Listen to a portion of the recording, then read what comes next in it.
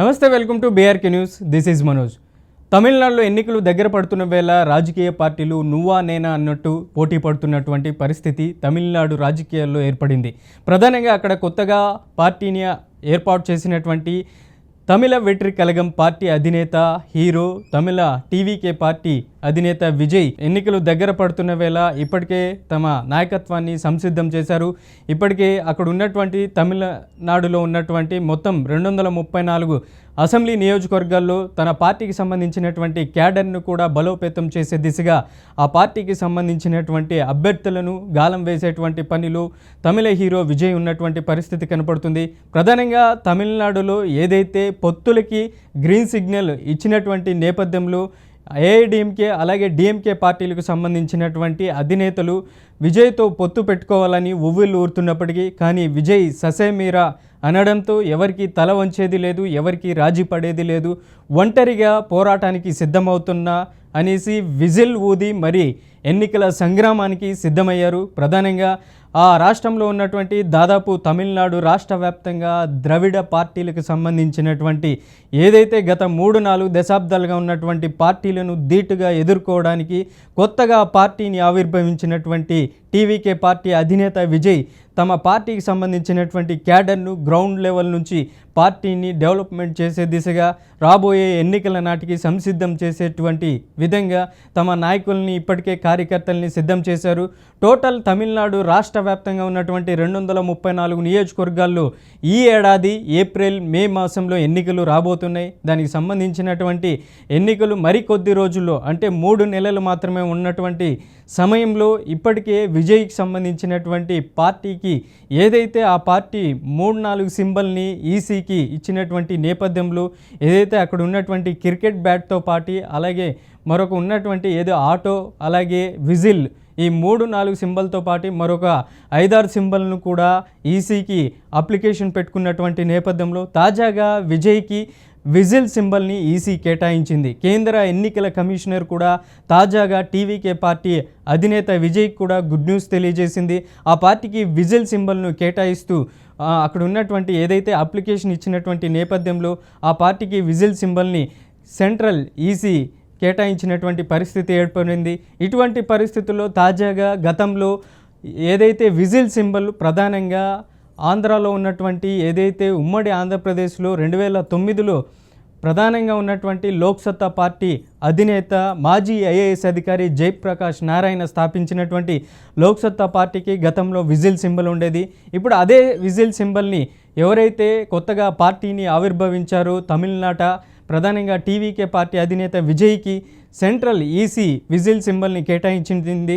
ఇటువంటి నేపథ్యంలో whistle symbol వచ్చినటువంటి సందర్భంలో ప్రధానంగా ఆ పార్టీకి ఇంకా ఉత్సాహాన్ని ఇచ్చే విధంగా ప్రధానంగా కార్యకర్తలు అలాగే అక్కడ ఉన్నటువంటి పార్టీ క్యాడర్ను కూడా ఇప్పటికే సంసిద్ధం చేశారు. ప్రధానంగా ఏదైతే ఏఐడిఎంకేకి సంబంధించినటువంటి ఎవరైతే మాజీ సీఎం పళనిస్వామి అలాగే అక్కడ ఉన్నటువంటి కొత్తగా చేరినటువంటి మరొక పార్టీకి సంబంధించినటువంటి టీటీవీ దినకరన్ అలాగే ఉన్నటువంటి మాజీ సీఎం పన్నీరు సెల్వం కూడా ఆ పార్టీలోనే ఏఐడిఎంకేలోనే ఉన్నటువంటి పరిస్థితి ఉంది. ఇటువంటి పరిస్థితుల్లో ఏఐడిఎంకేతోనే పొత్తు పెట్టుకోవాలని విజయ్కి గ్రీన్ సిగ్నల్ ఇచ్చినప్పటికీ కానీ విజయ్ ససేమీరా అనడంతో ఆయన ఒంటరి పోరుకు సిద్ధమయ్యారు. తమిళనాట ప్రధానంగా తమ పార్టీకి సంబంధించినటువంటి అభ్యర్థులందరూ తమిళనాడులో 234 స్థానాల్లో ఏకగ్రీవంగా అక్కడే పోటీ చేస్తారు. మొత్తం 3 పార్టీలను తలదన్నేలా తమ పార్టీకి సంబంధించినటువంటి అభ్యర్థులు తమిళనాట పోటీ చేస్తారంటూ కూడా విజయ్ ఇప్పటికే గ్రీన్ సిగ్నల్ ఇచ్చారు. మరోవైపు డిఎంకే పార్టీ అధికారానికి సంబంధించినటువంటి ఎవరైతే సీఎం స్టాలిన్ ఆ పార్టీకి సంబంధించినటువంటి స్టాలిన్ కూడా గ్రీన్ సిగ్నల్ ఇచ్చారు. మరోవైపు విజయ్ని తమ పార్టీలోకి వస్తే ఆహ్వానిస్తామంటూ కూడా ఇప్పటికే స్టాలిన్ ఇచ్చినటువంటి సూచనల మేరకు కూడా ససేమీరా అనడంతో మరోవైపు ఇటు డిఎంకే పార్టీ అటు ఏఐడిఎంకే పార్టీని కాదని విజయ్ తమిళనాట సింగిల్గా తమ పార్టీని బలోపేతం చేసే విధంగా తొలిసారిగా పార్టీ ఆవిర్భవించిన తర్వాత ఎవ్వరికీ తల ఒగ్గేదే లేదంటూ తను ధీటుగా ఎదుర్కోవాలనేసి కూడా తమిళనాడులో ఏదైతే ఇప్పుడు ఉన్నటువంటి అధికారంలో ఉన్నటువంటి డిఎంకే పార్టీకి సంబంధించినటువంటి నేతలు పెద్ద ఎత్తున అవినీతికి పాల్పడ్డారు. అక్కడ ఉన్నటువంటి స్టాలిన్ నాయకత్వంలో ఉన్నటువంటి మంత్రివర్గం కూడా ఈ 5 ఏళ్ల పాటు ప్రజల్ని విస్మరించి ఆ పార్టీలో ఉన్నటువంటి మంత్రివర్గం నుంచి ఎమ్మెల్యేల స్థాయి వరకు మొత్తం ఓవరాల్గా అవినీతికి పాల్పట్టారనేసి కూడా ఇప్పటికే ఆ పార్టీకి సంబంధించినటువంటి నేతలు అలాగే నాయకులు కార్యకర్తలు మరొకవైపు మాజీ మంత్రులు ఎమ్మెల్యేల మీద కూడా విజయ్ దుమ్మెత్తిపోస్తున్నటువంటి పరిస్థితి నెలకొంది. ఇదే అదునుగా ఇటు ప్రతిపక్షంలో ఉన్నటువంటి ఏఐడిఎంకే పార్టీని కూడా విజయ్ టార్గెట్ చేస్తూ వస్తున్నారు.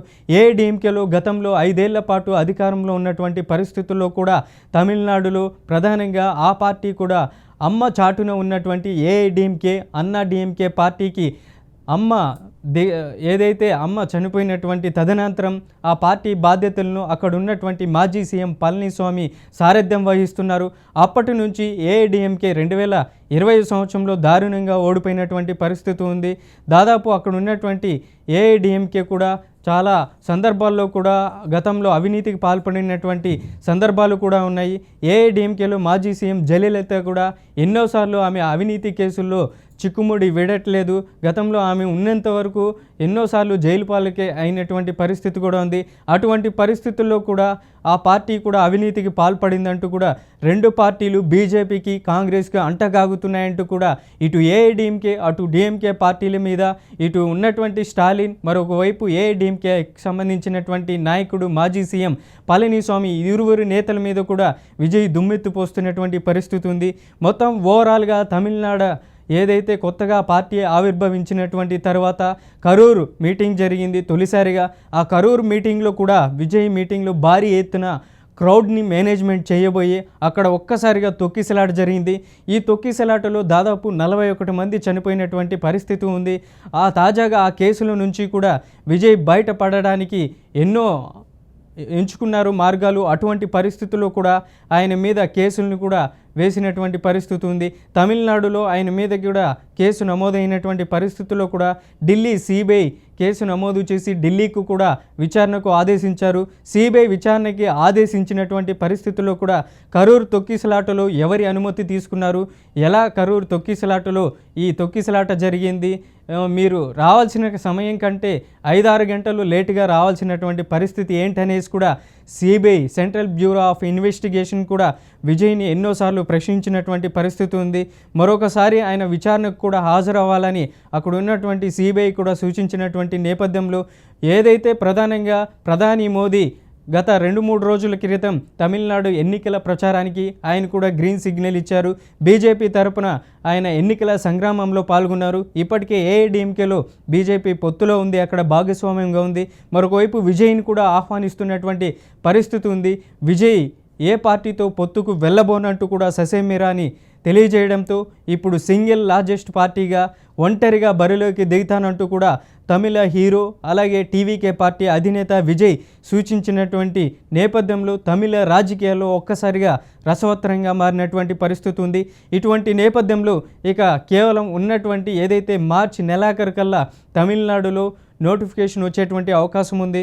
మొత్తం తమిళనాడు రాష్ట్ర వ్యాప్తంగా 234 స్థానాల్లో మొత్తం ఉన్నటువంటి అక్కడ పార్టీలు ప్రధానంగా డిఎంకే కాంగ్రెస్ కూటమిగా ఆ పార్టీలు బరిలోకి నిలబడబోతున్నాయి. మరోవైపు ఇక్కడ ఉన్నటువంటి అన్నా డిఎంకేతో పాటు బీజేపీ అలాగే టీటీవీ దినకరన్ పార్టీకి సంబంధించినటువంటి పార్టీ కూటమిలో పొత్తులో భాగంగా తమిళనాడులో పోటీ చేస్తున్నటువంటి పరిస్థితి ఉంది.